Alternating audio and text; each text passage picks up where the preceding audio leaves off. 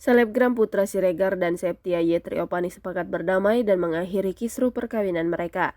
Perdamaian Putra Siregar dan Septia Triopani dilakukan setelah menjalani proses mediasi di Pengadilan Agama Jakarta Timur Selasa 14 Februari 2023.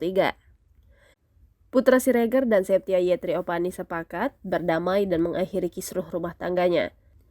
Mereka juga saling memaafkan. Meski sepakat berdamai dan rujuk, Putra Siregar masih menunggu putusan Majelis Hakim Pengadilan Agama. Walau berdamai, Septia Triopani belum mencabut gugatan cerainya.